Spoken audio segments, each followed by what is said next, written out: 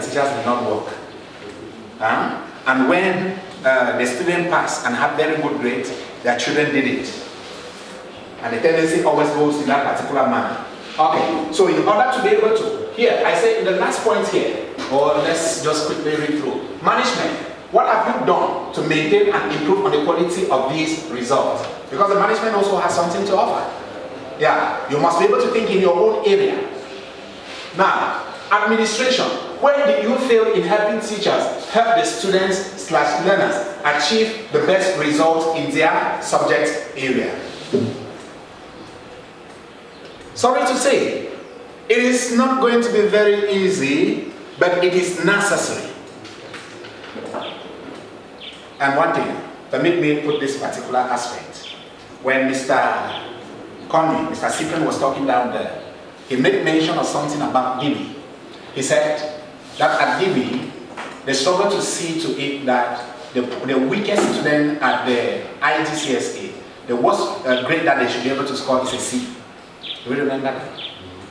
And when he said that, I asked myself, have we reached that particular level? Not yet. But it is possible for us to reach. Now permit me, administration, and more especially the Cambridge leadership, put this in this forum in this particular way. What if we try to readjust the Cambridge Lower Secondary 3 program? That's from 3 program. Readjust the program.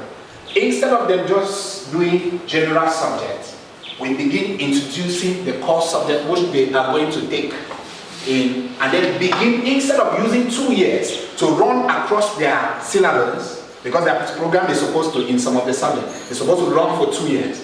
What if we begin it in Form 3 and just give some 2 periods in those particular subject area, so that they begin their program in Form 3 instead of waiting until Form 4. So that by the time we get to Form 5 now, instead of saying that February is going to be when we are going to be finishing the syllabus, right? We have our syllabus completed in December. And then from January, we start doing revision. And then lastly, management, administration, and teachers. What can you do or offer to make the learning process a very good one this coming year? So, administration, think about it. All right, let me just finish this. I'm actually running. Okay. Number 1, set a target. Goal for yourself / goal for yourself from the beginning of the school year. So as you're sitting here, don't tell yourself that I'm going to leave this place before I start setting a goal for myself. Like I said before, I should not be able to tell you what my goals are. But I know one thing that triggered me, like I said before.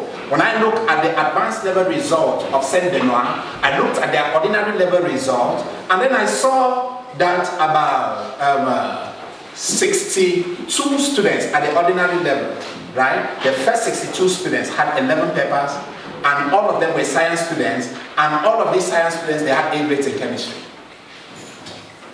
At my ordinary level here, there were, I sent in 25, and 14 of them came out with A grade. I was smiling, but immediately when I saw those particular results, I chilled myself in. I piped in and said, but what is happening in that particular school? It is true that at Saint Benoit, which is obviously the defense that may be able to come up, yeah, it is true that they have selection, a whole lot of selection before they take in the students. But it is possible. They are a day school. We are a boarding school, meaning that all our children are here with us, meaning that we have enough time to be able to tutor them and to be able to get those particular results. And from that particular moment, my brain is still working. My brain is working and asking me, what can I do in order to be able to cause the result of Holy Cross, to be able to look like those of that Saint Benoit in my subject area? And that's what I'm putting in front of you. If you don't have the result of Saint Benoit, permit me. I may be able to send it to you at the end of the day if you want. Thank you. Okay. Number 2, bring out the strategies you will need to use to achieve your goals. Set the strategies. If you're lucky, find out some other colleagues and then talk with them to be able to see how to be able to set those particular strategies and then meet up with those particular strategies. 4, apply the differentiation strategy. Of course, we talked about, Dr. mentions differentiation and all of that. Number 4, be result-oriented. Be result-oriented in everything that you do. Like I said, teach and teach very well. Speak all the grammar. At the end of the day, if the results don't come out, you wasted all your efforts. All the efforts were wasted. Number 5, structure your lessons and make up what you are working on with past exam questions or possible questions that can be set from what you are working on.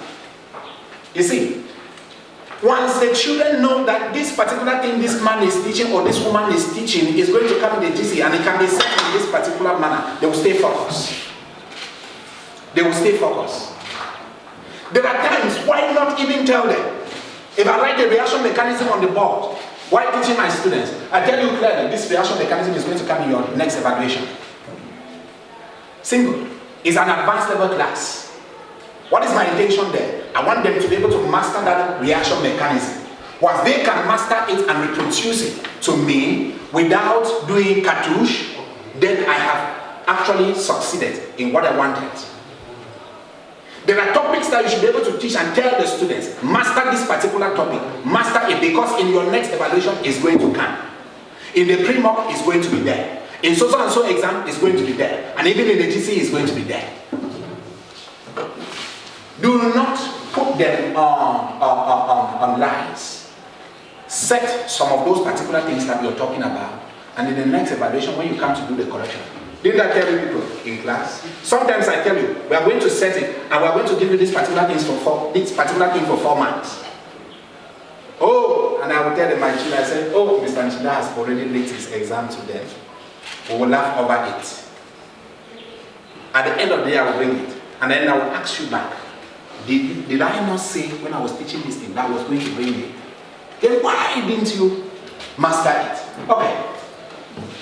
Number 6, engage the learners by giving them tasks. Number 7, create collaborative sessions among the students through group tasking. I've already mentioned setting your class into groups. Now, number 8, the principle of multiple exposure. Allow the students to come in contact time again and again with a particular concept so that they can be able to. Of course, in testing, when you test them on a particular thing and you see that they really did not do well, and you know very well that that particular aspect is a very good aspect that can easily show up in the GC, why not repeat that particular aspect in the next evaluation?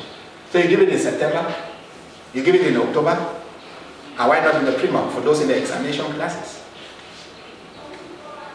To make sure that they master it, to make sure that they have it in their heads. Next, the principle of feedback. We've spoken about feedback. Number 10, the meta-cognitive approach. This is an approach that is geared at empowering learners to think about their own thinking. Think about their own thinking. You stimulate them. You spur them up to be able to think about what they think. To be able to see sometimes the errors in what they think. And then be able to adjust that particular thinking to be able to suit what is required of them.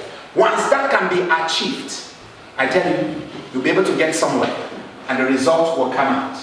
Integrating technology in the classroom. Use of videos to present lessons.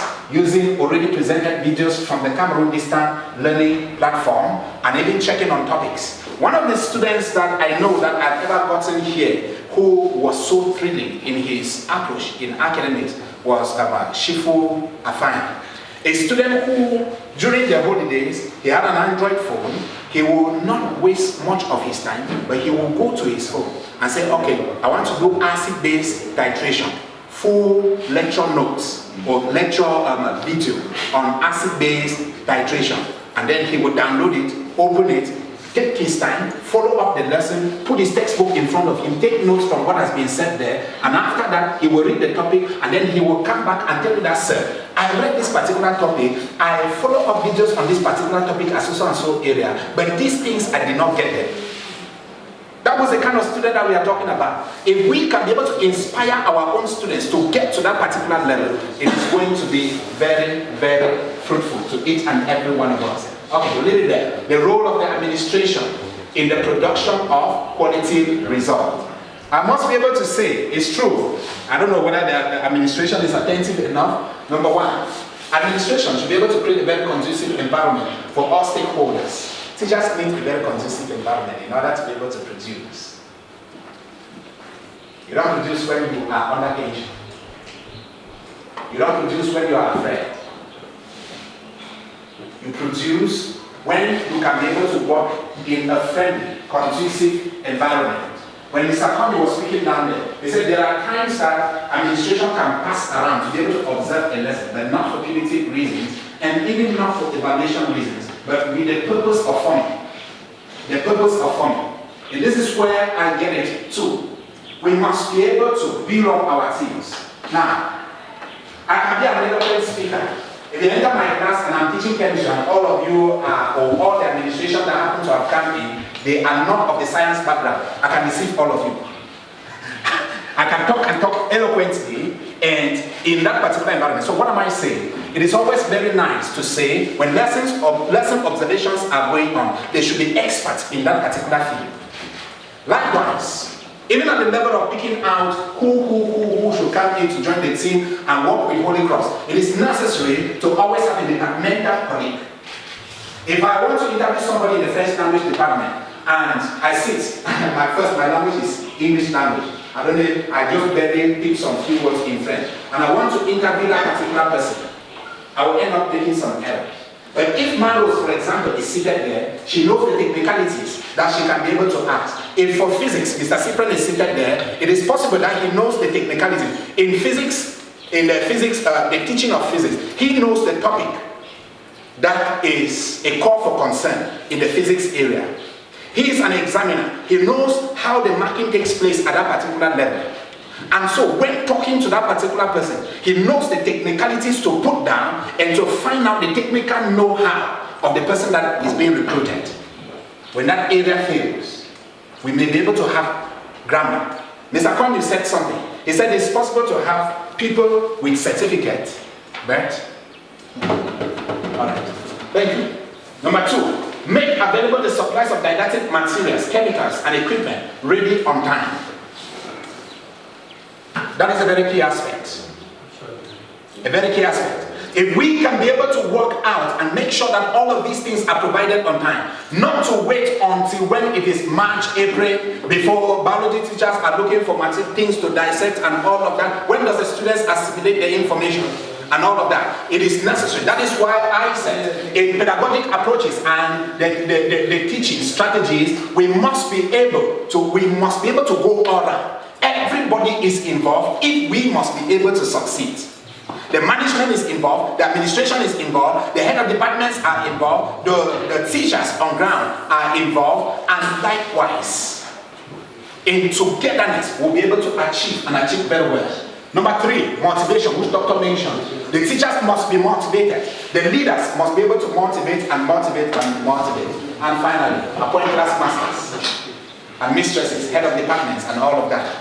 And finally, I left this one as a food for thought for everybody. Looking back at the past year or years, what kind of result do you intend to obtain in your subject area at the end of this school year? So if I were you, when you have this particular document, you can be able to take your time, try to be able to fill the number of A grades you want, the number of B grades you want, the number of C grade you want, say at the advanced level, at the ordinary level you do same, and then you put it somewhere. Keep it in your secret corner. And when you put it in your secret corner, as the year is progressing, you should be able to constantly ask yourself, am I actually succeeding? Am I moving towards the goal that I set for myself or not? Thank you so much. We could clearly see that there was still much more to be given, much more to be offered, but due to time constraint. But we want to assure you that you will not miss out on anything that we are prepared for today. We will forward it in soft copy so that we will be able to go through. Besides a successful man, there is a successful lady who is the presenter of the paper we're going to have this afternoon on special education needs, a subject so relevant to our institution, because in Cambridge School, and we practice inclusive education. And so this topic, special education need, is very, very crucial to our practice. And this paper is going to be presented by Professor Esther Tembe Fakuna, who has a PhD degree, had a PhD degree in 1994 in the domain of clinical pharmacology from the University of Southampton in the United Kingdom. And from 1995, she worked as a clinical pharmacology scientist, at Elan Pharmaceutical Drug Delivery Company in the Republic of Ireland. And from 2000, she joined Pharmacia Pharmaceuticals in UK as a senior pharmacokinetics clinical scientist, which later merged with Pfizer in 2003. Pfizer, you can remember, is one of those renowned drug companies in the world, one of those that was actually selected in the days of, the sad days of COVID to come out with a vaccine. So we're privileged that our guest speaker worked in that prestigious, renowned company. She was promoted at Pfizer as the leading world, or to the rank of Associate Director Clinical Pharmacological Group until 2007, when she resigned from her job and returned to Cameroon for her Montessori education crusade. In 2007, she founded the first Montessori school in Cameroon, and again, like I said, the first in the Semak region. And later in 2011, she was recruited as an assistant lecturer in the pharmacy department of the Faculty of Medicine and Biomedical Sciences in the University of Yaoundé in Cameroon. In 2013, she was promoted to the rank of senior lecturer in clinical pharmacology. And in 2019, she was promoted to the rank of associate professor in clinical pharmacology. She's actively involved in the teaching and research of graduate students in the medical and pharmacy schools and other universities abroad. As we speak, she's the proprietor and pedagogic guide of the Akwi Montessori School, the educational arm of Akwi Montessori Foundation Limited. I count myself very privileged to have been the principal of her prestigious institution. And I thank her for that opportunity, because it actually inspired and made me to grow in my professional career. Thank you very much. She's president of the Cameroon Montessori Association. She's the chief executive officer of Speech and Language Therapy Consultancy. She's a member of the editorial board of the Faculty of Medicine Journal on Health Sciences and Diseases and other peer-reviewed journals. She's a coordinator for evaluation and internship at the pharmacy school in the University of Yaoundé. Can we put our hands to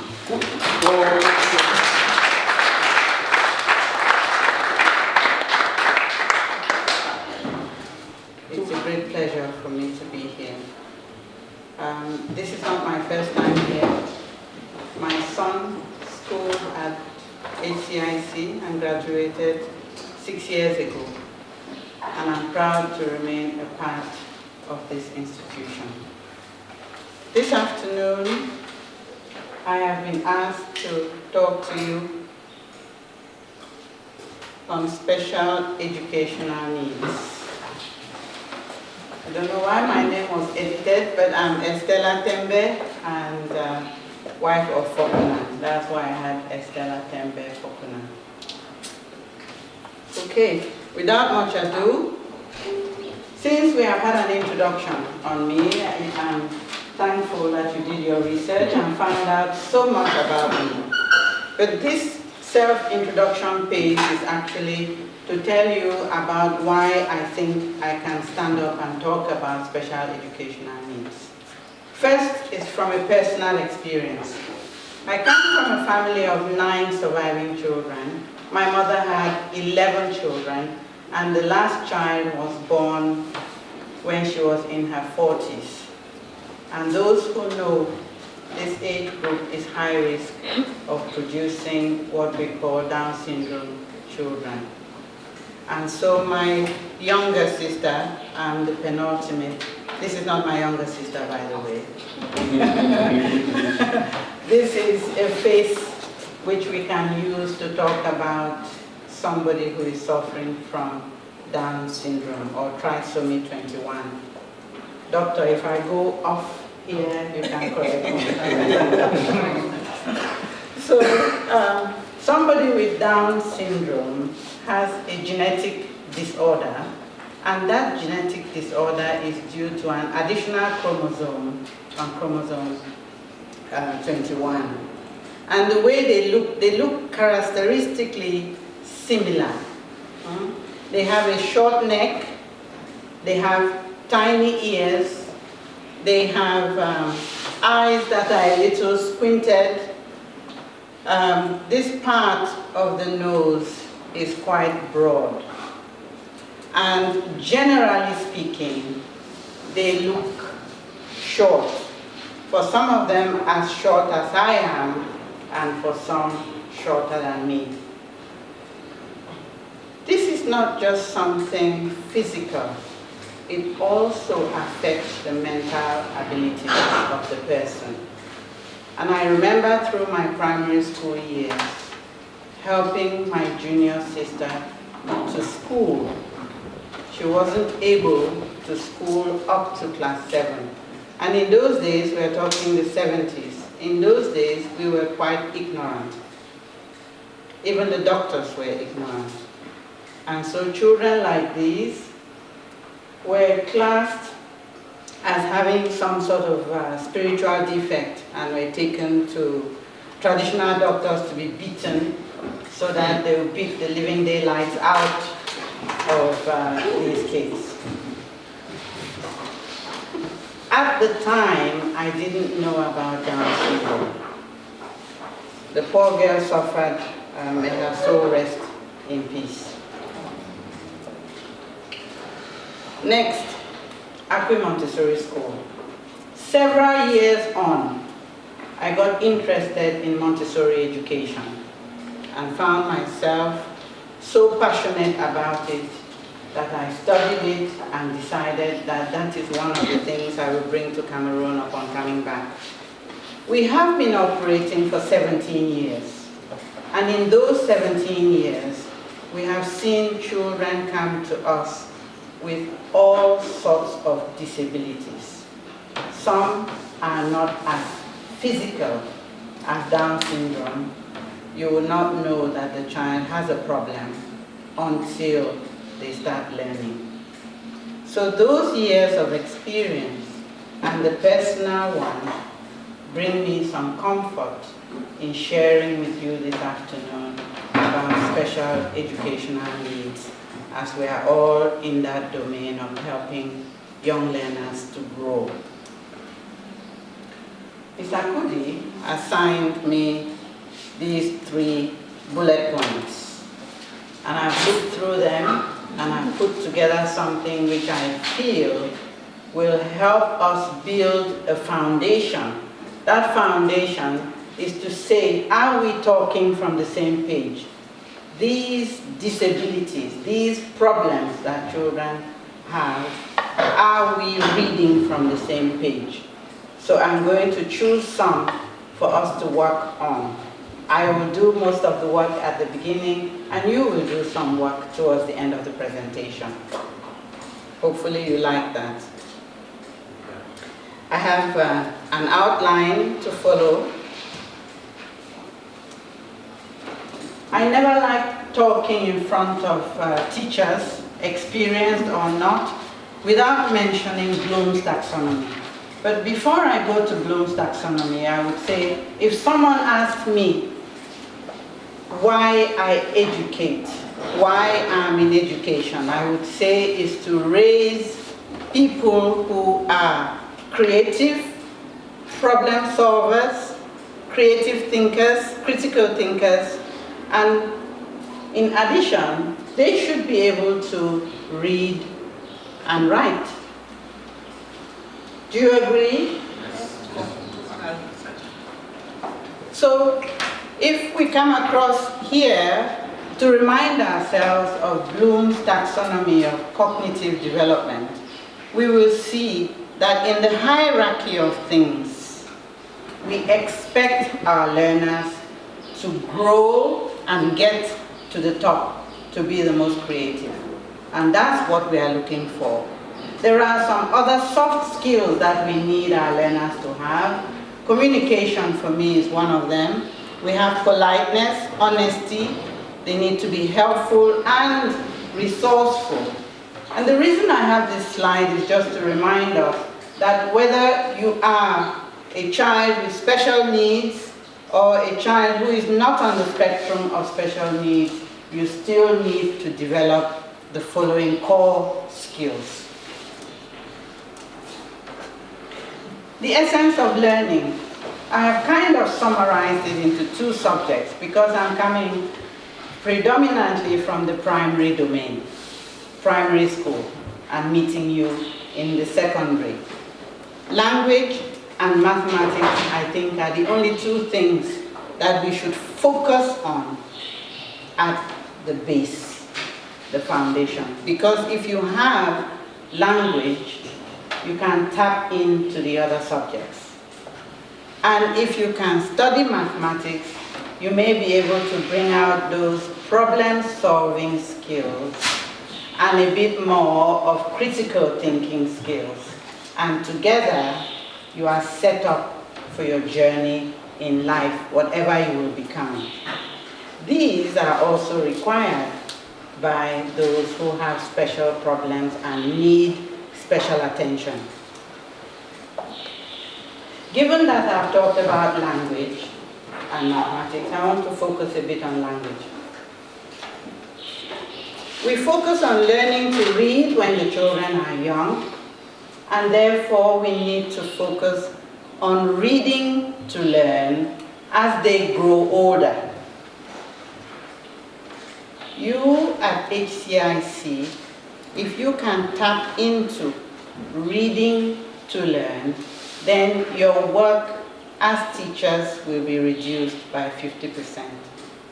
Making the point once again that whether you are a special needs learner or a normal learner, you need the skills of reading, and reading as a skill and reading to learn. So now let's begin. What is special educational needs? Simply put, these are people who have problems which hinder the learning process. Simply put, there is a certain problem why they cannot learn in the way that you would expect them to learn as teachers. So the definition here says it is a phrase used to describe those with a learning problem or disability that make it more difficult for them to learn than most children of the same age. They may have problems with schoolwork, communication, or behavior. Parents can get help and advice from specialists and teachers and voluntary organizations to help to push them along. You may be thinking, what about those who may have certain medical problems? Okay, there's a cross between the two. Are we referring to SEN, special educational needs, or SEN, special educational needs with a disease that's part of it? So there you have it. What I'm focusing on today is SEN, not SEND. In order to focus, can you see? Am I in your way? In order to focus, I picked up these 4 areas where we have problems so that I can pinpoint the problems I'm going to focus on and let you know that they are not the only problems on the horizon. There's more than that. With cognition and learning, we have a list of disabilities. Today I'm going to focus on dyslexia, dyscalculia, and one other which you will see. With social, emotional, and mental needs, I have picked out attention deficit hyperactivity disorder. With communication and interaction needs, I have picked out the autism spectrum disorder.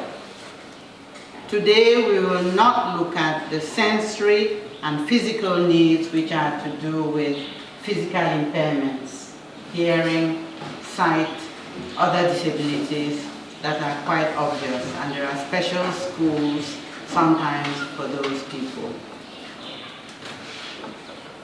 When we talk about special educational needs, people get these confused with slow learners.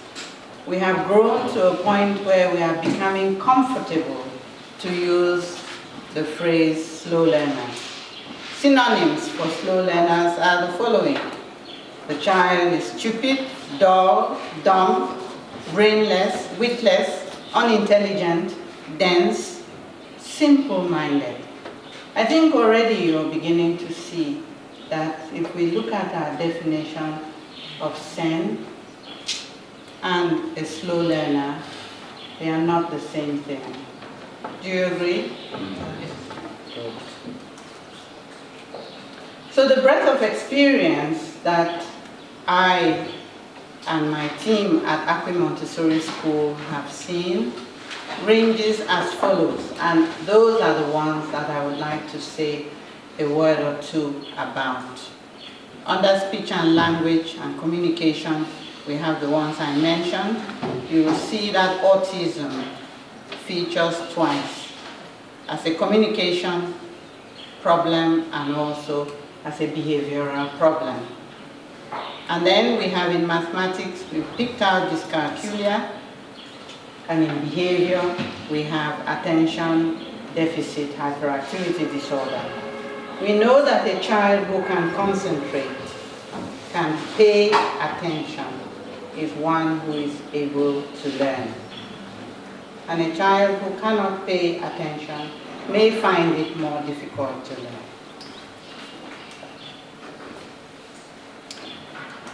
Dyslexia. Before I talk about dyslexia, I want to acknowledge the advancement in science and technology which has brought us with this brilliant technology called the MRI scan, which is capable of viewing the whole human being and focusing on particular organs. I mention this to say neurologists now have an additional tool to be able to compare the normal brain and the brain of one who may have a specific problem causing them not to be able to learn properly.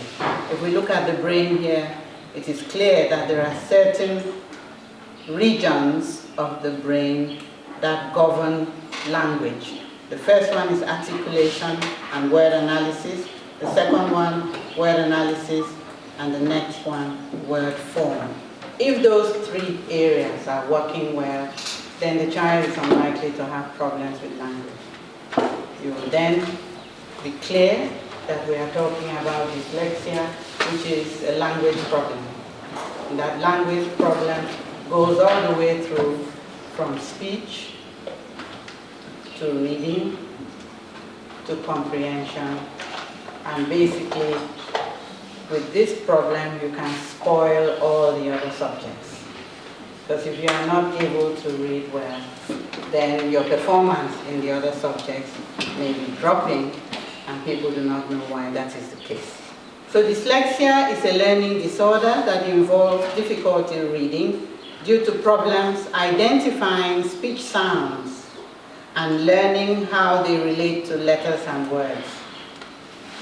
It doesn't happen because a child does not want to to learn or is not able to learn, it happens because there are problems in the brain.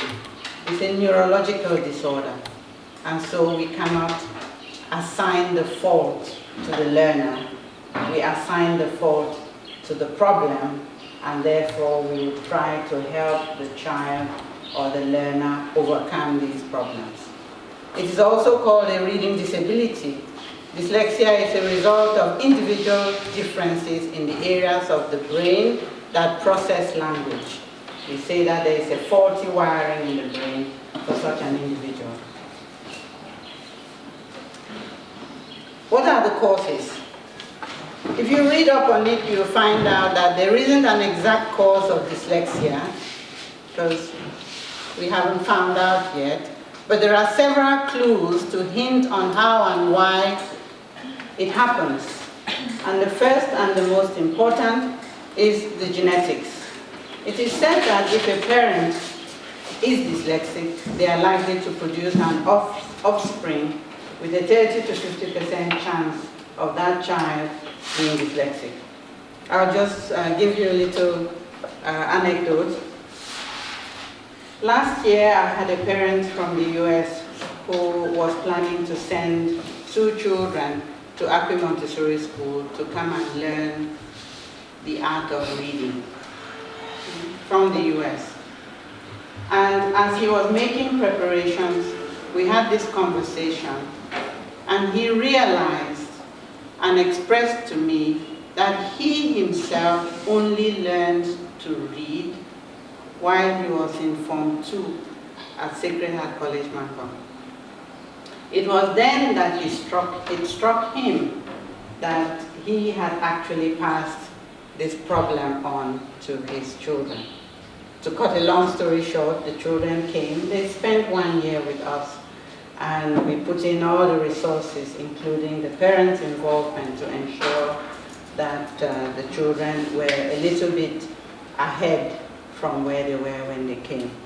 So the genetics is very important. There are other differences, but basically we say that one who has a problem and is dyslexic is termed as one who is neurodivergent. But those other problems that may disrupt brain development and function could include infections, toxins, sometimes even when the baby is still in the womb. And these problems begin from there, and they will further manifest when the baby is out and talking and going to school.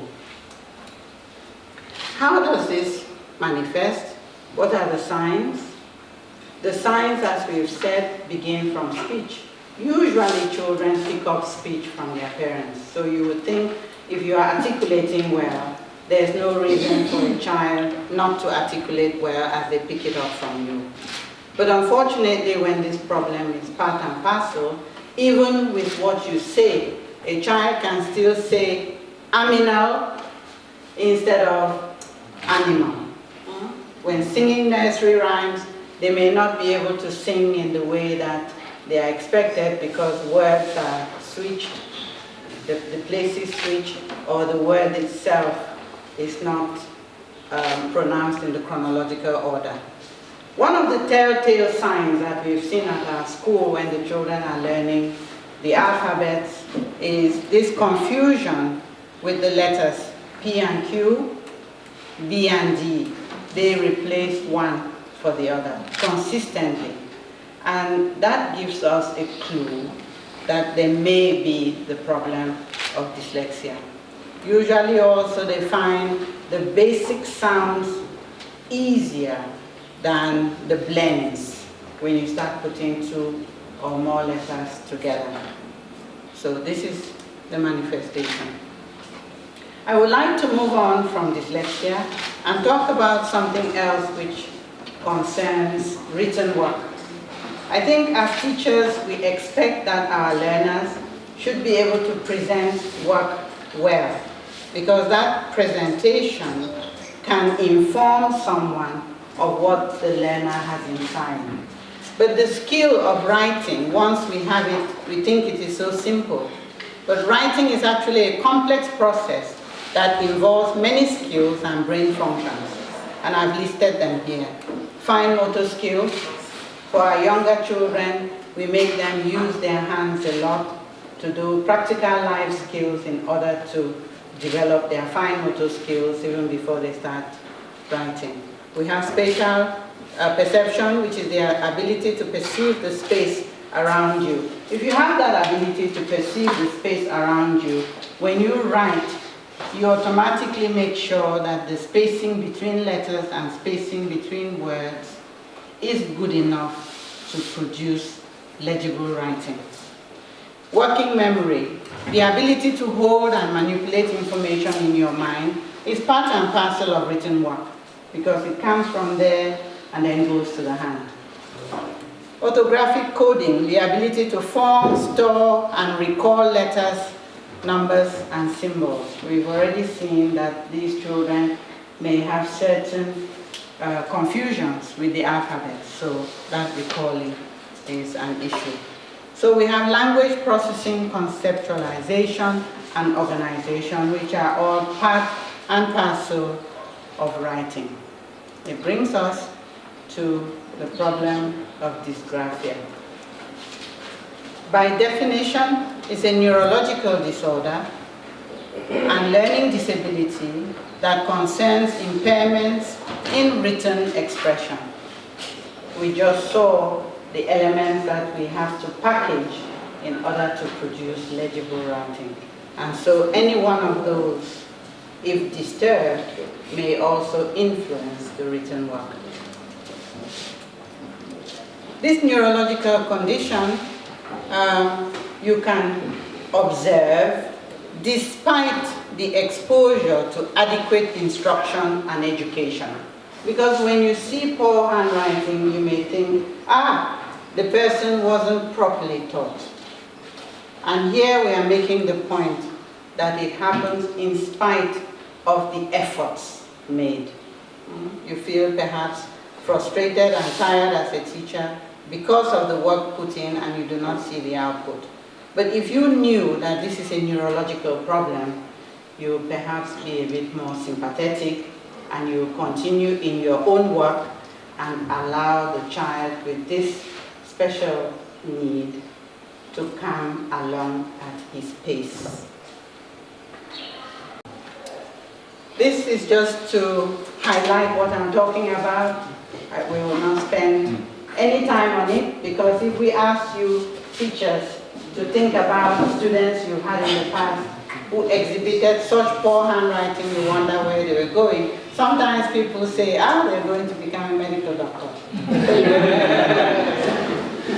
So they don't need to have a good handwriting. But it actually hinders performance. So it is called dysgraphia. And again, it's a neurological condition. So this slide basically is to say when there's a problem with your handwriting, it will transcend to all the subjects.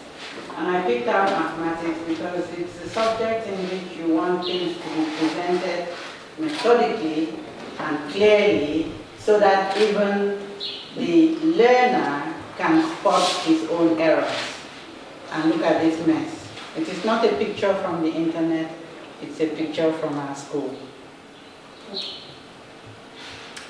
I'd like to move on from language to mathematics. Another term we are picking up is dyscalculia. Focus on the red. Specific, persistent difficulty in understanding numbers.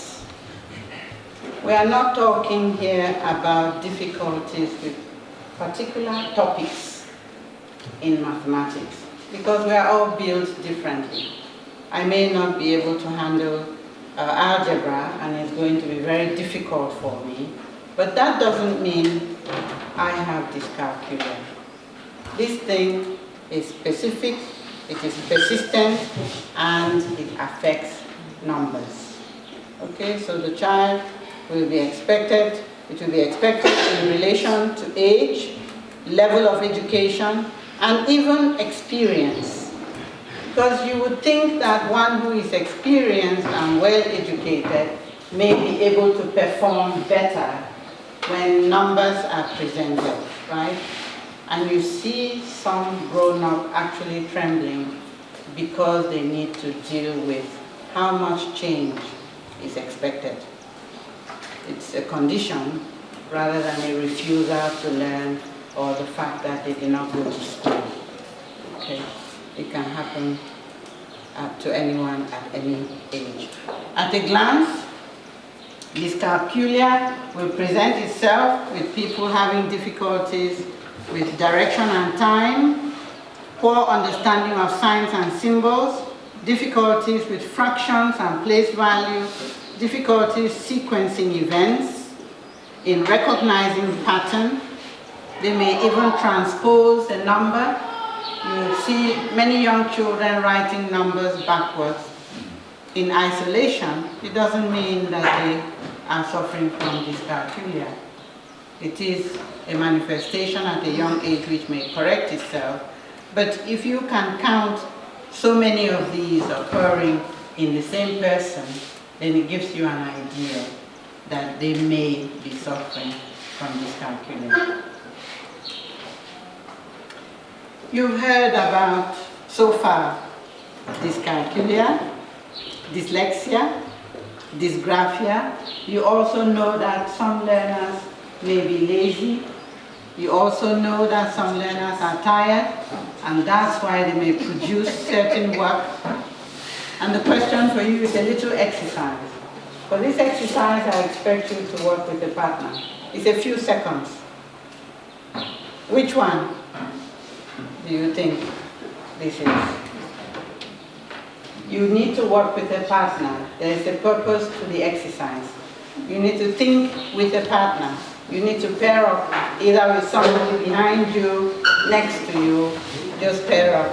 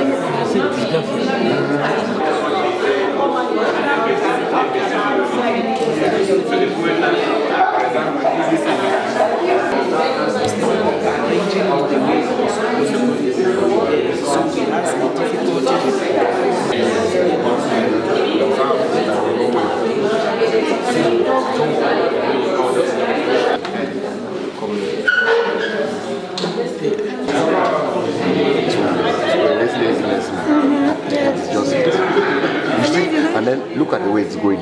You now look at the last two answers. It's not even solving it anymore. You just don't go to steal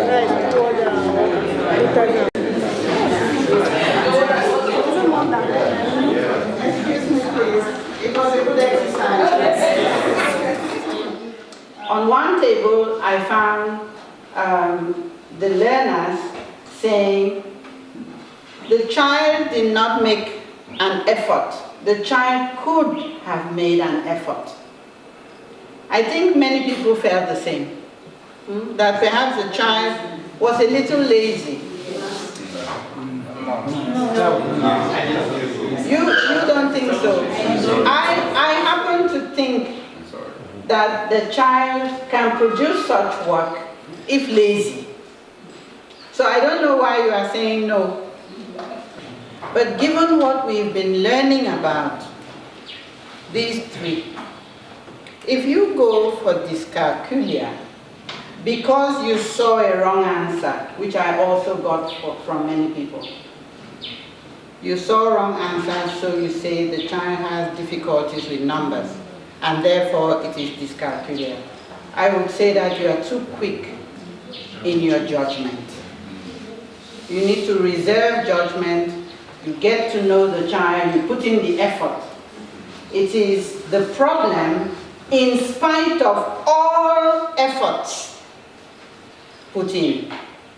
But if you said, we would dismiss dyslexia, if we understood what it is, we dismiss it. When we come to dysgraphia, we can rest here. Simply saying that there's a problem here with the child not producing legible written work. Right? Yes. So we are all on the same page. When you take a very deep look at the page, first I want to talk about dyscalculia. If you take a very deep look at the page and at the level, you will notice that this is an exercise on number basis, and it should be given to someone between class 5 or class 6. And if that person is still not able to do a multiplication, then there is a problem with numbers. That's why I thought that dyscalculia would not be a quick judgment. That's my judgment. I don't know how long that is. Thank you. What if the child, one, has issues with number basis? Who is good at number basis in this room?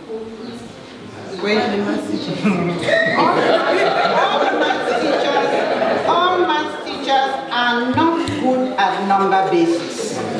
It's a fact. No, we cannot say all our maths teachers are good at number basis. We can say some maths teachers are good at number basis. Because it's a particularly tricky thing for some people. And sometimes the teachers, your teachers who taught you, spoiled it. And so you have a phobia, even now that you're a teacher, and you have not dedicated the time to work on it yourselves, to be on top of the game.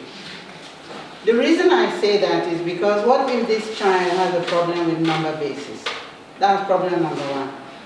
Number two, what about the quality of teaching? We always blame the children. The quality of teaching that went in. Could it result in a child producing such poor work? I'm back to you. But at least if you look at the arrangement of numbers on that page, the way that the child arranges the numbers, you can actually discover that some of them are just like over number based. You don't know whether there is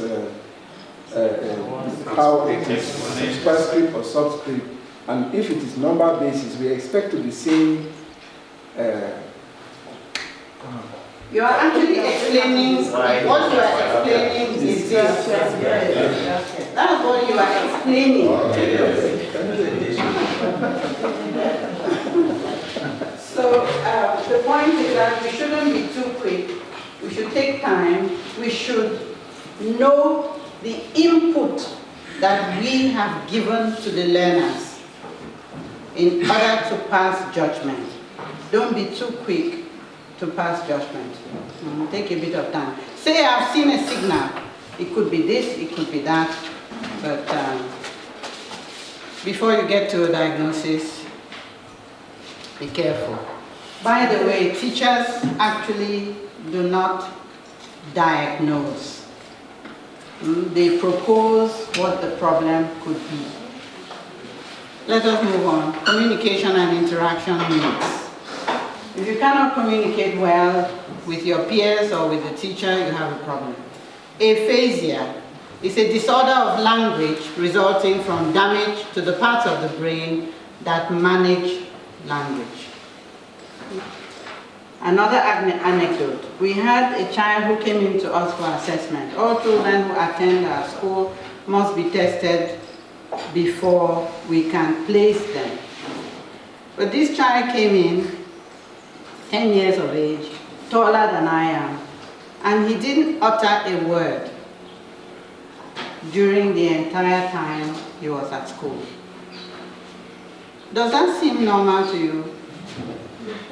You greet, the child doesn't respond. The child is staring at you. You know immediately that there's a problem of some kind. You may not know if it is aphasia, but there's a communication problem. You may not even know if the speech is well developed. But the speech is developed, he will speak, but he will take his time. Aphasia affects a child's ability to use words to express ideas and to understand the speech of other people. A speech pathologist can diagnose and be helpful to such children. So all special problems are not necessarily there for the teachers to resolve. There are specialists that we can recommend parents to take the children to. We move to another communication problem, which is autism, which these days is quite well known. It consists of a diverse group of conditions. That's why we use autism spectrum disorder. And those conditions are listed right here. Perhaps Dr. Julia will help you at some point to explain to you what all these different conditions are. But it has been decided that instead of just saying autism, any child with one or more of these belongs to that spectrum of disorders that we call autism, and not separate them anymore, because the signs and symptoms are quite close.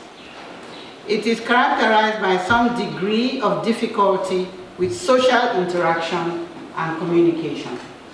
They find it difficult to hold a conversation and sometimes even make eye contact. Some have no speech. I think I will move quickly to the next slide. It is said that if you know one person with autism, it means you only know one person with autism. You cannot take from what you have observed and transpose it to another person to say this person also has autism because of the one I saw. They are so different. I like to indicate how different they are.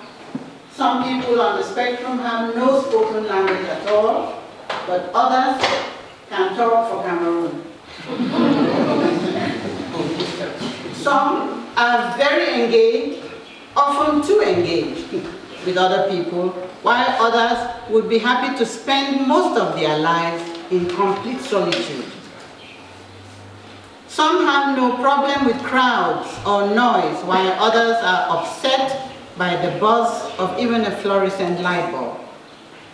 We've had cases of children, some come in, and once they see an assembly of people, they come out to the front and they start performing.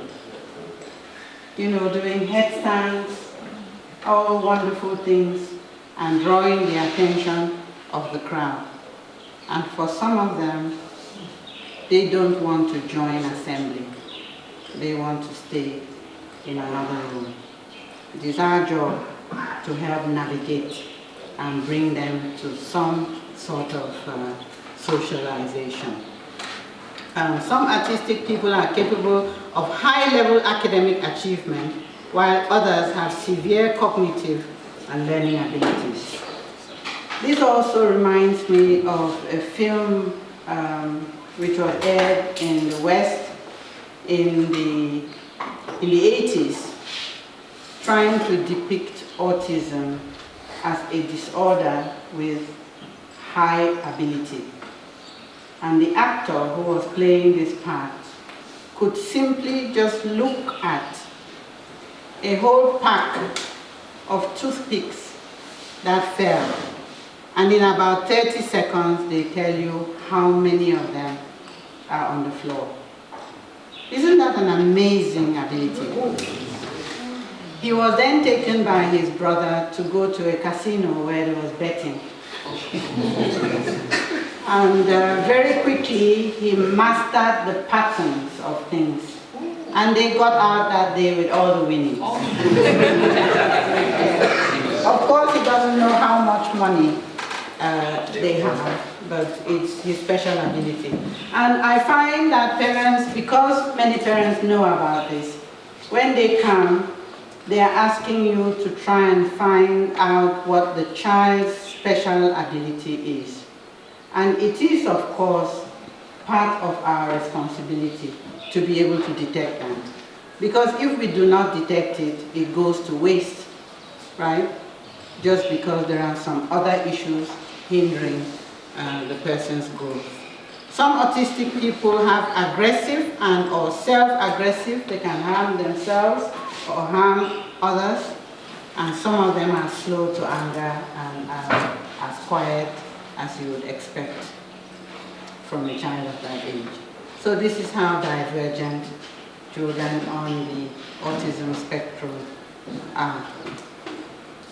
Social and emotional or mental needs. We are now talking about attention, hyperactivity. So ADHD stands for Attention Deficit Hyperactivity Disorder. It is a medical condition like the others because you can have medications to help this hyperactivity. And a person with ADHD has differences in brain development and brain activity. As I stand up here talking about the brain, about neurological problems and so on, I think, and I'm hoping, we are driving the message across that the disorder is controlling the child rather than the child controlling the disorder. And if you think of it that way, you're going to be more sympathetic or more so empathetic to your learner because you know the learner has a problem and it's not the other way around. You are helping to manage. It can affect the child at school, at home, or even the friendships that they have. We had a case in point. If I describe the child, I think Mr. Kudi will know the child. The child often came to school forgetting his books. How do you go to school forgetting your books at home? You would think that that's the first thing the child should pick up, right? Here, signs and symptoms. Carelessness, forgetfulness, they go hand in hand. Risky behavior. Some of them may climb up heights that they do not know how they will get themselves down. They have trouble getting along with others. They are disorganized with their work and their workspace. They are excessive talkers, daydreaming, from being very hyper to a point where the child is quiet and you're thinking, this is great. He's quiet now. He is going to pick up one or two things from the class. And then you find that he had traveled. Difficulty sitting still. Those are the signs and symptoms. Once again, if you take any one of them in isolation, you cannot quickly go to ADHD. Anyone in isolation. So this is what is done. To be diagnosed with ADHD, your child must have 6 or more symptoms of inattentiveness, 6 or more symptoms of hyperactivity and impulsiveness. To be diagnosed with ADHD, your child must also have and been displaying symptoms continuously for at least 6 months. And this is for HCIC. They need to have started to show symptoms before the age of 12. Since you are in the secondary, you would need the history of this from before. They shouldn't come to you with poor behavior and say that they have ADHD. Is there some evidence of it before they came? And if that's the case, take it seriously and try to manage. If there is absolutely no evidence, begin your own observation and see if that is the case. Oppositional defiant disorder. I love this one. How can you know the disorder? Pardon? How can you know the disorder? The reason I love it is because in our society, we just say that children are very heady, headstrong, disobedient. Right? What we expect in our society is for children to be seen and not heard. And that's a marked difference with Western culture, where the children are expected to be heard and seen. So it will be easy for us to pick up a number of children to say they have ADHD because they are stubborn, right? That's the reason. It is a childhood disorder that is defined by a pattern of hostile, disobedient, and defiant behaviors directed at adults or other authority figures. They almost enjoy it, but at the same time they can blame it on others instead of themselves. They cannot see themselves as being the problem. It is a disorder. The reason we are talking about it is to be able to help so that the child can be brought from so far of having that disorder. It's like taking medication when you're ill. If you're treated in the right way and nurtured and your problem is understood, it is likely that you come in line somewhat and be managed. Okay? There's a lot more. I will leave you to read that one. There are risk factors for children exercising such behaviors, and I think if you just pick anyone, exposure to violence may make a child more violent than one who is not exposed. A dysfunctional home life may also make the child manifest some of the things we have just seen. Exposure to substance abuse may also bring upon such a defiant behavior. It is up to us to manage the situation. Signs and symptoms I will not read, because this is an exposure to you. You can read them afterwards.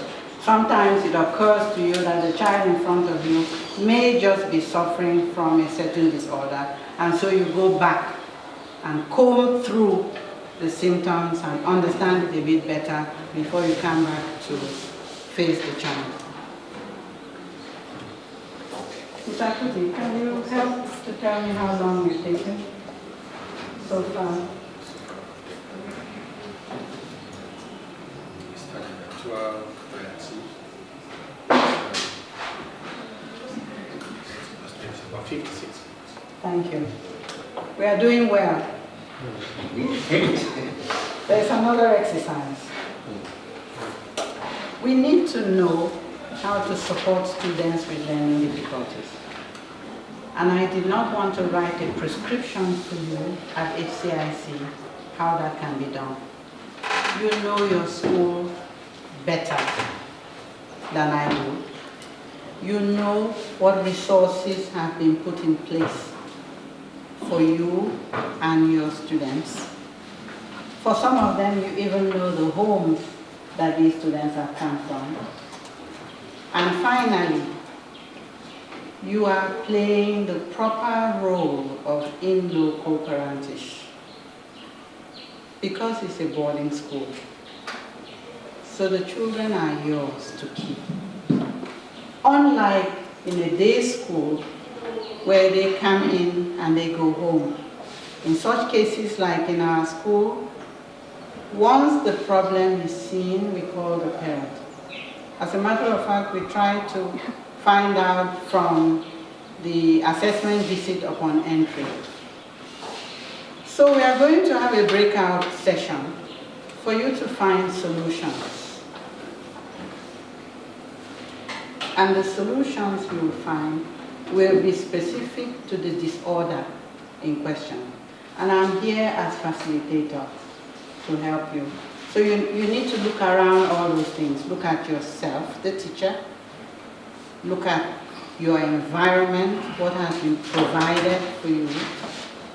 See if everything is in order and propose what more could be added. We've already started by having a training session on awareness, right? Yes. So we are not talking about people who are not aware. We have that awareness. So I would like people to give me the names of some of the disorders that we have seen. Number 1.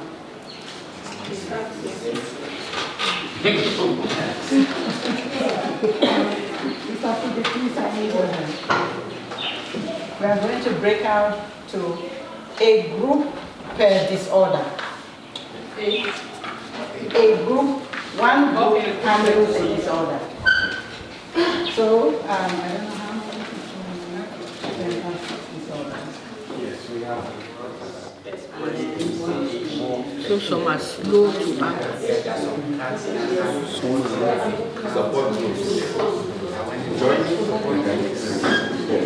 Some have very high levels of achievement. Yes, mathematics. Yes. And then we had Petu who came from Gabon. Then we had Petu. We also had Elame.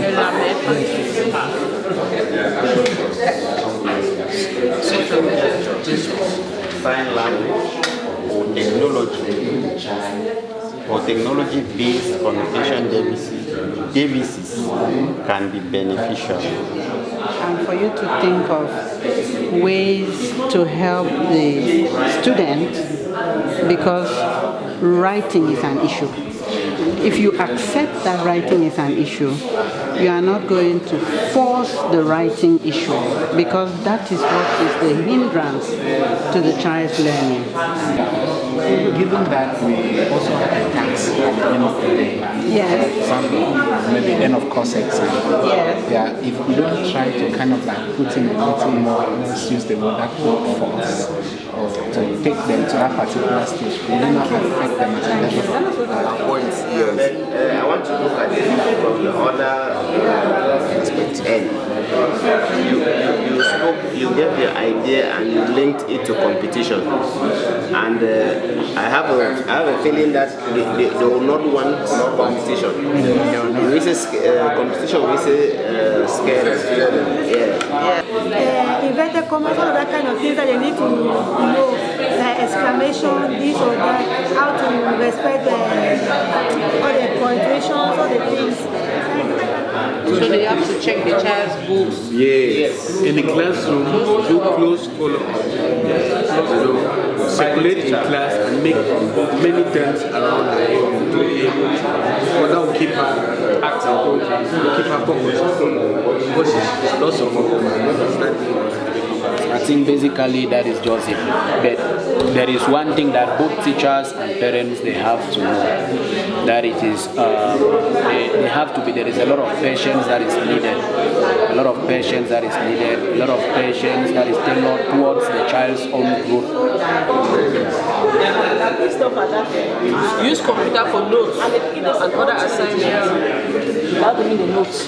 So what she's saying, I mean Christopher and from 1 to 11. Yeah. It's everything that you teach you. It sticks there. Sound and word building. Using sound and word building exercises using real objects. Hopefully you know your points. The first person will give out the pointers. If you have it, you say stop. That indicates that you will not do it again. And you only do the points that add to what he has already started, and that hopefully should make it quicker. So you should be alert. We worked on autism And we first of all start by highlighting some of the basic symptoms and signs, although it's very, very varied. We had a speech disorder with little or even no spoken language. Some may be engaged or not. Some may hate crowds, they want to be isolated. Some may be very aggressive. Some can be very slow to anger. Some have a very high level of achievement, that is spatial skills. Some might be talkative. What is the solution plan that we worked on for HCIC? The first is using the signs and symptoms to identify it at the point of admission. Maybe with contact with parents during admission, if it can be identified, okay. If not, we observe our learners. All the staffs are involved in observing learners for that, and I think that is the main reason this came into place, so that we can be observant and we signal. Everybody who interacts with the child needs to know as soon as it is clear. Because what we fear most as well is to label a child when the child does not have that disability. Yes. So we keep it and we manage. But once it's clear, I will propose clear communication which says, as you deal with X child, be mindful that they may exhibit certain behaviors, and you must account for the fact that they have a disability. It may not be deliberate. I take an example where we have, during Mass here, for the last year, it's a very clear example. We have a child who at one point of the Mass just runs up to the altar and is trying to pick up candles and other things from the altar. Should we allow the child to do that, or we stop him? Instinctively, I would say allow. That's my instinct. To see what the child will do. Because that child may do that and go back and put all the candles back in place and go and sit down. So allowing the child does not mean I fold my arms, everything is all right. Allowing the child means you get up from where you are. You go closer, because really you do not need conflict at that time. And so you observe what the child does. If the child gathers 8 candles and is walking outside, you follow and go meet the child outside and negotiate to bring the candles back in. That's my instinct. You know, we have children with special needs among us. What is the priest doing when that child is coming up close to get the communion? We know we have a child with a problem. He got up in the hall and he's walking towards you. Are you not alert that if he comes up and he's going to pick something from you, you can move it? They should be praised for what they do. Stop. Stop. How you encourage is different from just praising. Okay. The manner in which you encourage a learner should rather be the learner should understand that the encouragement is for him, that is for his personal growth, not for the satisfaction of the teacher. For example, if maybe he is writing and his handwriting is a good one and you are trying to appreciate it by telling him that, oh, you are writing exactly the way I told you to. Now the child will be writing well or efficiently because you asked him to do that and you're praising him. This is for your own glory somehow. But now, if he's doing it because he knows or he has understood he's supposed to write well, clearly and efficiently for maybe his academic work, it will be better for him. So the learner the praise should be positive. it should be from within, like he should understand that it's something that is helping him to grow. Not him doing it to please the teacher, but for So his how do you personal. do it? Thank you very much. Thank you. You did so well. Dyslexia. We all know what dyslexia is already, so I won't be going into it. So these are the solutions that we actually brought forth. The first, normally it's actually a learning disability. So the first is we have to improve on the sound and word building, if you know what I mean. A as in apple, B as in bag. We go back to those basics and bring up the child into it, reinforce them. Also, each person, that is a facilitator, the teacher, the student, and the administrator, all of them both have roles to play. We have to provide didactic materials. Stop. That is for the administrator. I have something to add as well. There's a stop there. The stop from me is to say, when a child cannot read in Form 1, for example, I don't know how you can do sound and word building for that child alone in the class, when the expectation is that they should read along with you. So what you need to do is to indicate that that child needs special attention where they would have to put in the building blocks to his reading. They cannot be achieved in a class of even 10. That's to say individualized educational plans. Thank you very much. Thank you. I have that in a presentation and I will not present it. That's exactly what it is. Okay. Thank you. So practically, they have summarized that point for us. And then we also have diversified lesson locations for the child, which also summarize to that, so I won't go to that. Okay, now the second part is also frequent communication with the child. Stop. They have it. Okay. Okay. It's clear. Thank you. Then we have digitalized systems and methods of education. Stop.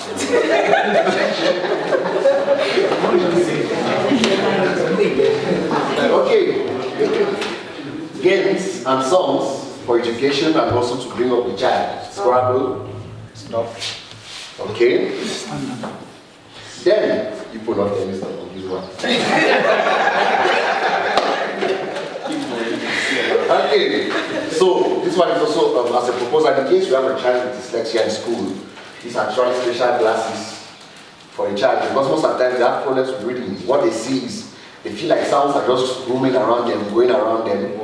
Those words, sorry, letters are actually just moving around them and everything. So this sound is actually there to, this class is there to learn. Yes. You can buy it as specialized occasions. What's in this? How does it work? Okay, I'm not the expert. That's simple. It helps to stabilize the letters. That is what the research shows. So that the letters don't joke.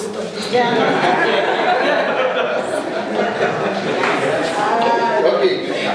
Then here, this actually a specialized ruler also to help the child. So what you do is actually you cover the word or the particular place you want the child to read, since the items, letters are actually moving up, so you kind of reduce it to reduce the visibility area so that the child is at least limited to a particular sentence and to ease his reading.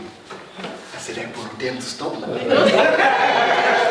Excuse me, we said that since we cannot find these things locally, the normal ruler that children use in school can be adapted for that purpose, just to isolate the sentence in question. Or even a book. And then also, we also have books here. These ones are special to train the child, toe by toe, stay with his spelling, and then stride ahead. So all of these materials are there to aid the child with reading. And then also for the teachers, one thing I can also advise is to also watch educational videos on how to handle those cases. And one good example is that there was a movie I watched, The Stars Around My Head. It's actually an Indian film on a child that had dyslexia, and it actually showed the step-by-step process on how the teacher took the child from where he was to a certain level, and the child became one of the smartest people in the class, and it was actually based on the true story. So, thank you very much. Thank you.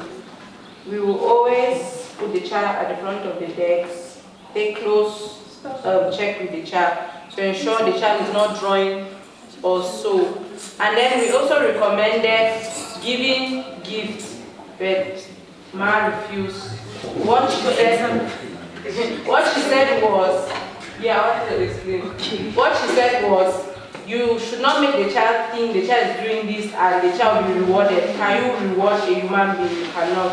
So it's always good. You might want to reward the child, but don't do it at that moment. You can do it randomly without making the child feel that I'm rewarding you for this particular thing that you did. Thank you.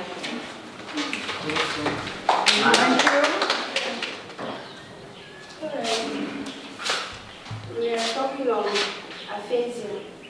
Aphasia, sorry. I wish I failed aphasia.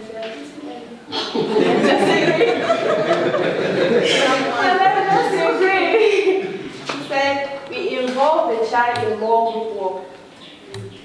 We get the child to discuss more with their peers. We might bring up a topic and set a discussion among the group.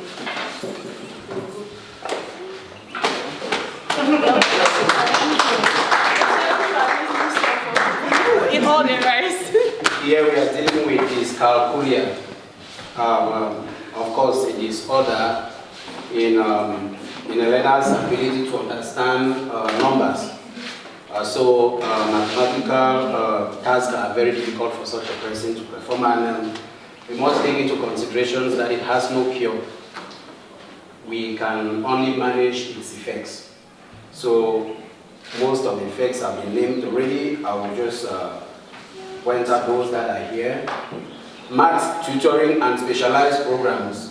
There are certain programs in which we can set the students to do like, we have touch maths, we have number sharp and more other things of that nature. And equally, we can use technological tools like calculators to such students, maybe like calculators, software designed for those particular learners. And equally, we have to build a foundational skills in them, basic mathematical principles and concepts. We can try as much as possible to see how we can build that in them. Equally, we have a consistent practice and reinforcement. These might, at one point in time, become very boring to the learner if we keep doing the very exercise. So we have to, in a way, look for different exercises in order to engage this particular learner so that they grow in this aspect and these effects are minimized. And equally, we have parental and teacher support. That is providing a good environment for these learners in order for them to be able to assimilate and absorb whatsoever we drill them on. And equally, we have, there are therapies which can be given to these learners, and a particular therapy which is called cognitive behavioral therapy. It's very, very necessary for such a student. I think with this, we have to know that this particular disorder, it needs a lot of patience and it needs a lot of patience and constant support in order to aid the learner to grow as an individual. That's all I want. Thank you. Okay. Thank you. Please just leave it there. Can you just leave it with the breakout session? I'd like you to give yourselves a round of applause.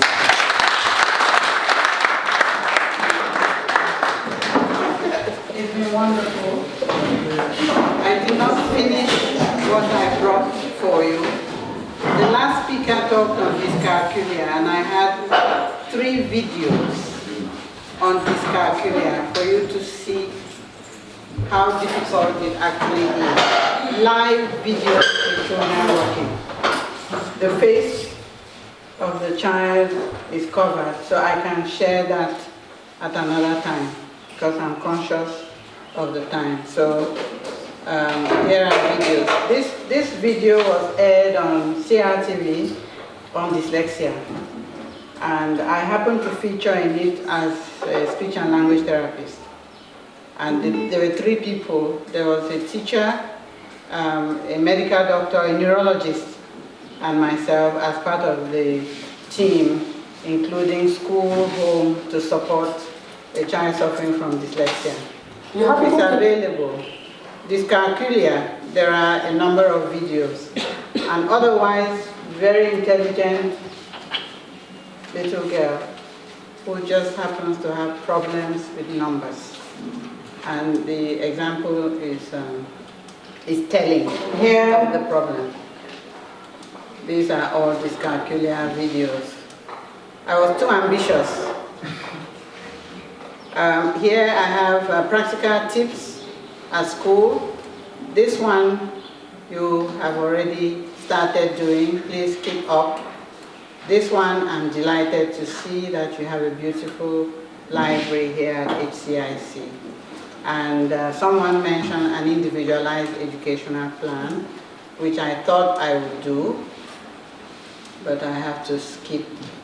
This one I'd just like to mention that there are some questions that you need to ask yourself. What is the origin of the problem of this special need? Is it poor teaching? Is it a fundamental disability? Or is it just inadequate resources that have hindered the child before they came to you?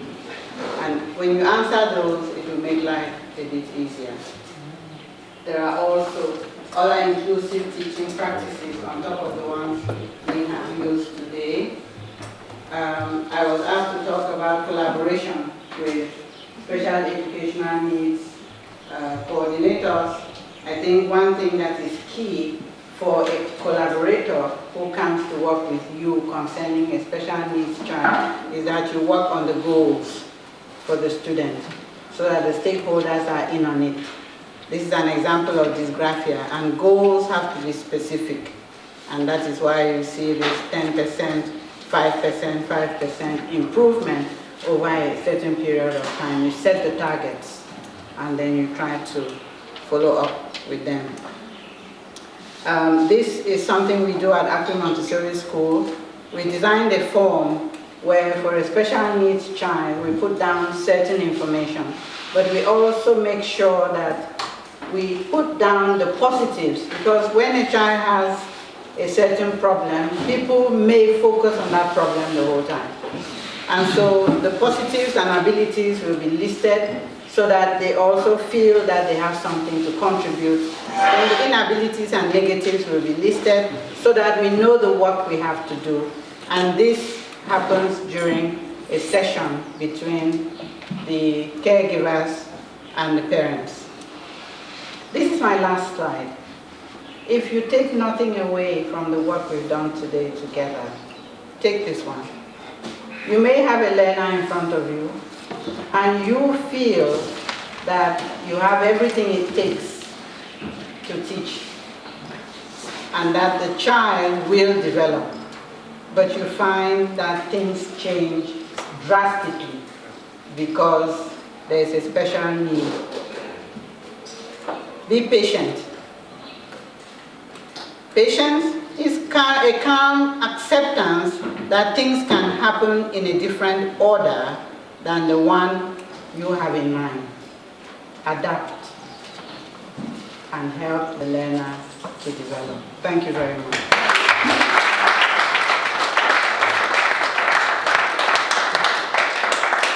Can we continue with the applause for 20 more seconds?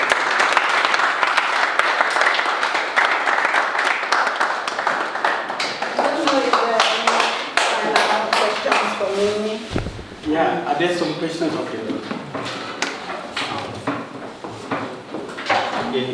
Prof, my worry all along has been whether there is a scientific base or explanation as to why some of these special needs, those who have special needs, there are certain abilities which they are when they want to be good in, they are exceptionally good. Because like the one you recounted, there is also one I read of who was doing painting, and the paintings would be compared to none. So why is there a scientific base that can explain why when they want to have excel in a certain ability, it's exceptional?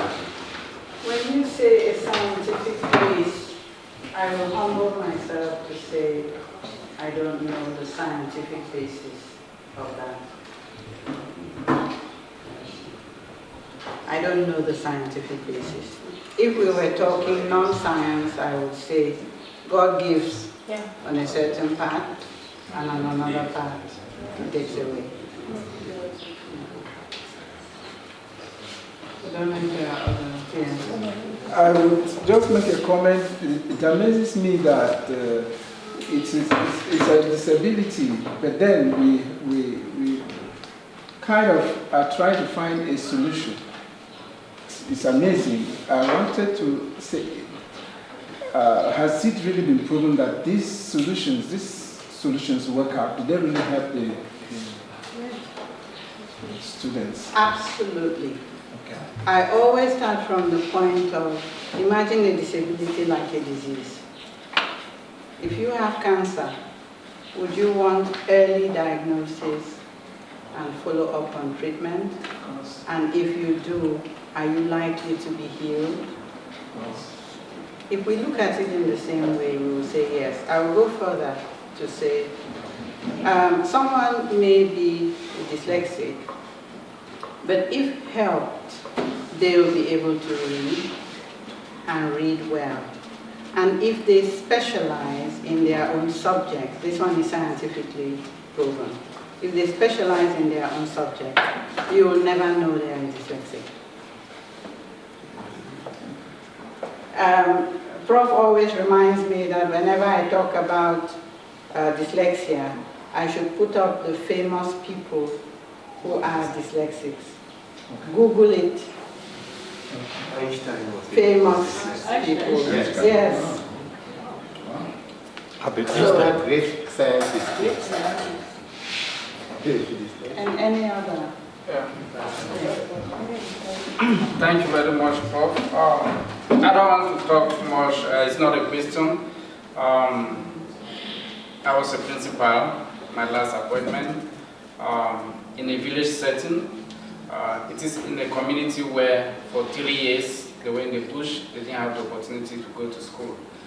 When I was put there as a principal, I had difficulties. And the greatest of these difficulties was that of dyslexia. Well, on a personal note, I put everything possible. And I had to sit with the other priests and say, I cannot imagine a student in Form 1. You begin with the alphabet, you make everything possible, you repeat it as many times as possible. The student comes back the next day and cannot remember anything. Now, I just used to think that the student is not just serious. Yeah, I didn't look at it at that particular direction of it being a disorder. And, well, we use our own method, but at the end of it, you just get tired. Yes, you just get yeah. The improvement, you are not seeing it, and you are not encouraged. Sometimes, even sleeping at home is as if I'm supposed to do something, but I'm not doing it, but I think what I'm doing is what I'm supposed to do, but the results are not forthcoming. This is my question. Yeah, is it not possible sometimes to challenge these people or these students with disorders? For example, you take the case of a student who cannot read well, dyslexia. Yeah, and well, come and challenge a student like I think one seminarian when he went to STAMS, the rector told him, I give you 2 weeks. If you cannot speak well, you leave the seminary. That's a challenge. And I tell you, another professor was giving to that student to help the student every day. And as I'm talking to you now, the priest can speak without even somebody knowing that he had a problem with speech. So sometimes this approach, we just need to challenge the person and tell the person that within this time, we expect this from you. Like let me say, doctor, they bring a student and tell you, you know this disorder, and you said, by the end of first term, if you are not able to, let me say, resolve this problem or whatever, you are going to be kicked off from this school. I just believe. That is the question. You are an expert in this. You are going to tell us more. Thank you. I'm humbled.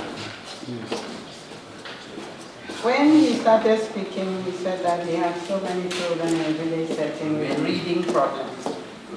And he called it dyslexia. I was a little uncomfortable with that. Because when you take into account the fact that, what language are they working on? English. English. Whose language is that?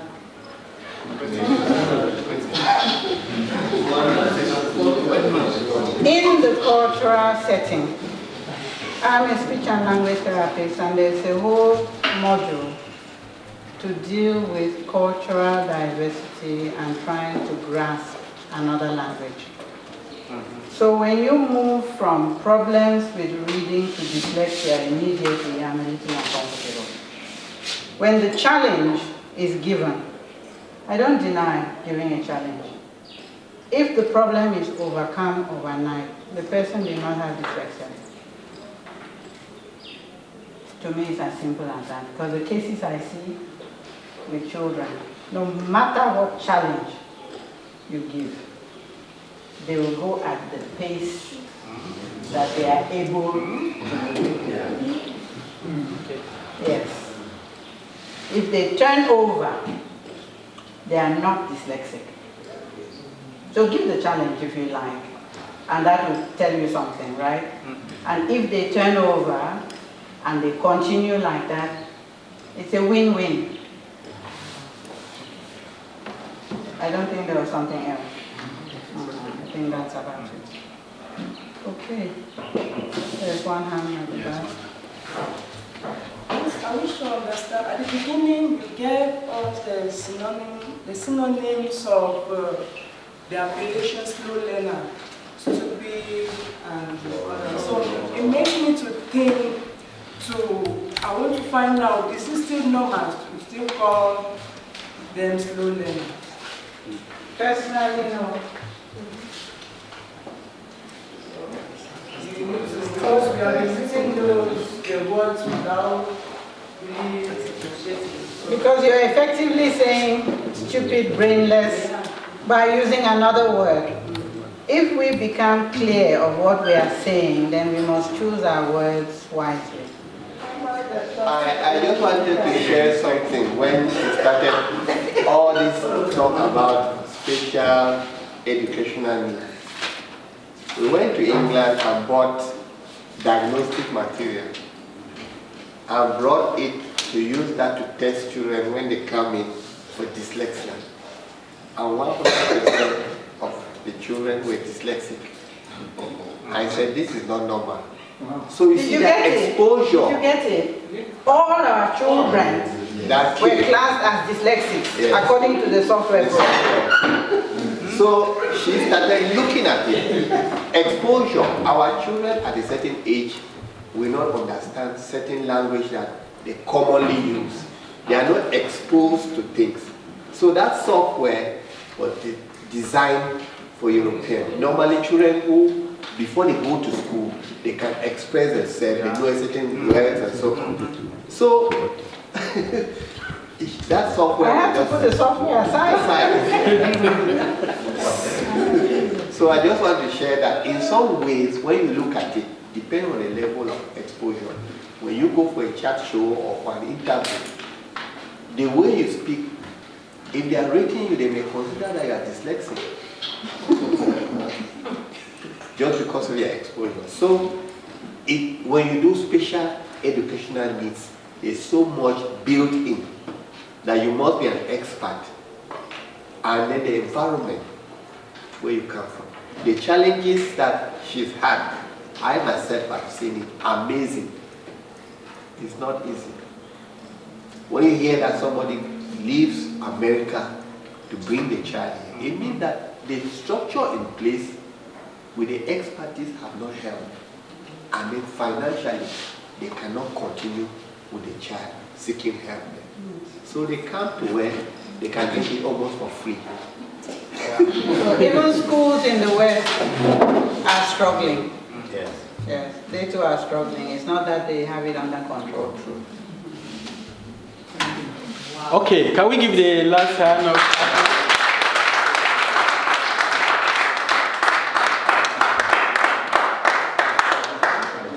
We want to thank Prof for that insightful input on special educational need we've had today.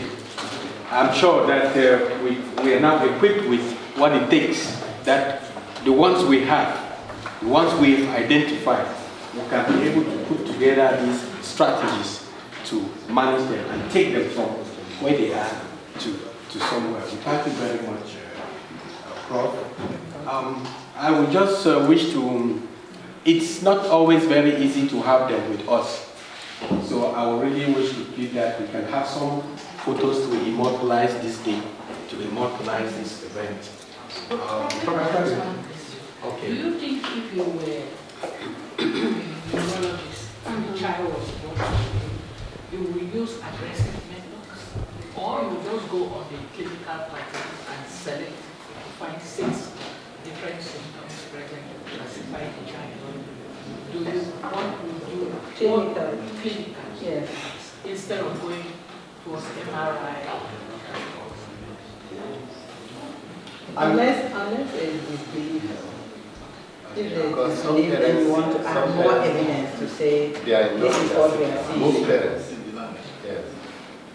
Okay, before we get there, we'll call on the head of school to maybe express her own sentiments at the end of day 2, especially with our August presenters. All protocol respected. I really want to appreciate Prof. Your calmness, your knowledge, the way you do your presentation. Everybody will know you are a prof. Can we give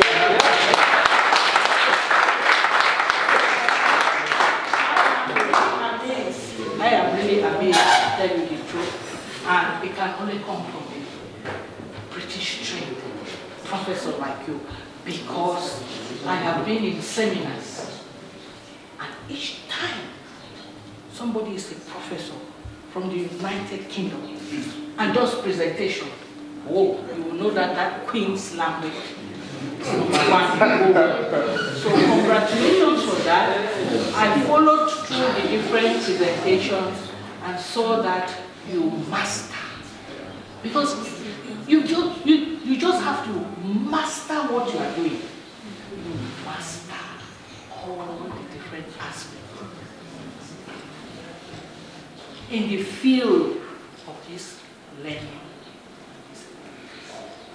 And I really want to congratulate you for that great job.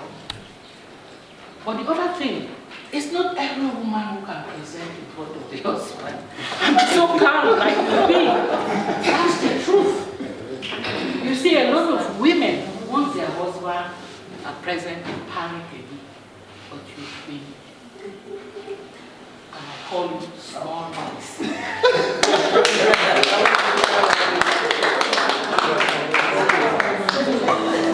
Thanks so much. Thanks so much. Yeah, I want to thank the head of school for, I think that's an appraiser on our behalf for the wonderful presentation that we've received this afternoon. So we thank you very much for actually putting, I think it's, we all go with that, isn't it? Yes. Okay. All right. Prof, I want to say something. You've done something that is so important, because all along people, they don't understand why we are always together. Even in the faculty, they call us the family facuna. Traditionally for so long that no, we get used to. She's used to that. Even if I'm there, it's almost like I'm not there. Our professional life, we work together in the same company. We are in the faculty in the same department. And I want to say that we basically share the same office. Have your mind, guys.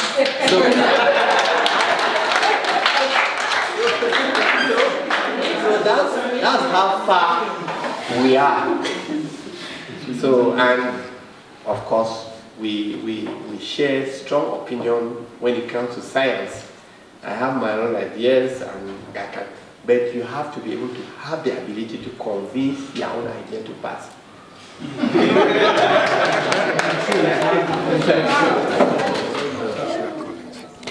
I would like to say that Holy Cross International is a wonderful institution. Just the fact that they have the traditional system of learning catering for local children who may go through the local system and write the GCE. They also have the international section that deals with Cambridge curriculum. It is a wonderful way to bring up young minds regardless of who they are and where they are coming from. Before I talk about the teachers, I'm going to start off by saying that it is a wonderful initiative to build in an induction program to help the teachers prepare for the new school year. Now, about special educational needs, all schools today need to cater for the different learners that they have in the classroom. So to have a special topic like this treated with the teachers, we know that they are sensitized and they are ready to look after the learners regardless of their abilities. The teachers, they took on board the topic very well. The interactions were very stimulating, and in the end, they came out with solutions themselves, and I would like to know how they implement these solutions in the future. Thank you.